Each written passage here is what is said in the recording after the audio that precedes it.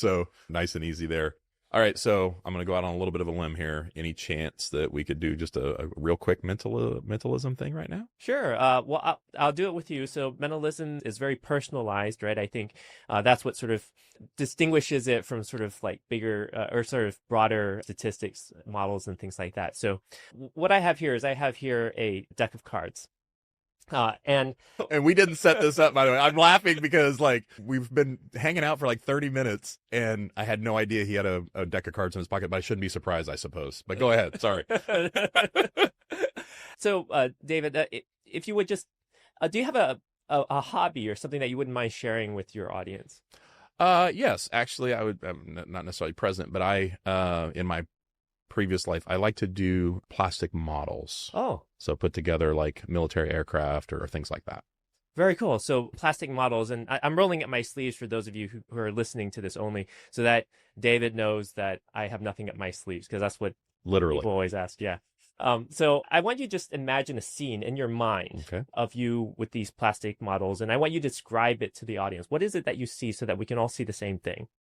Yeah, so I see basically like usually there's a cellophane wrapper on the box and you kind of have to take that off and then you open the box. It's usually like there's a negative air pressure, so it kind of has to pull a little bit and it comes open. You open it up. Typically there's the instructions on the top, a nice, set of sheets for the instructions.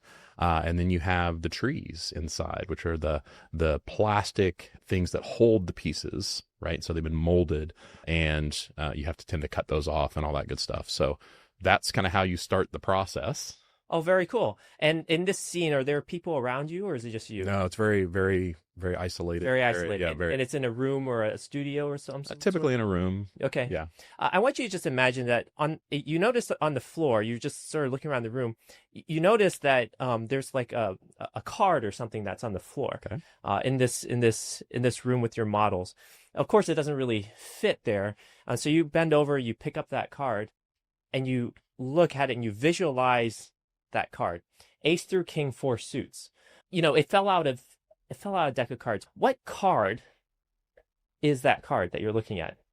Four of hearts. Okay, you take that four of hearts and you put it back into the deck, but you actually put it upside down. Okay. So in this imaginary scene, can you imagine you had some models and then you had a four of hearts now on the table in your room with the four of hearts upside down. I'd like you to take a look here. That I have a deck of cards, and you may have to lean over a bit, but I have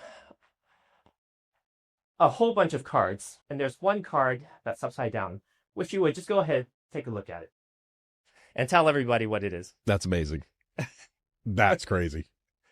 And it's the four of hearts. It is the four of hearts for those that are listening and not watching. Okay, you got me, Gary. Yeah. So this is all, just very briefly, it's all about kind of like Markov chains, where you talk about large language models, and all I'm doing is guiding you, because everybody always asks, well, hi, Gary, how'd you do that? So you're just guiding you to the probability of you getting to the... Now, I will say this. It's interesting because when you took me through that literally popped into my head. Like I can say it was like, bam, there was not, oh, let me think about it. It was like, there it was. So it's fascinating that I don't know how I got there. I can tell you that, but I'm a believer. Amazing work.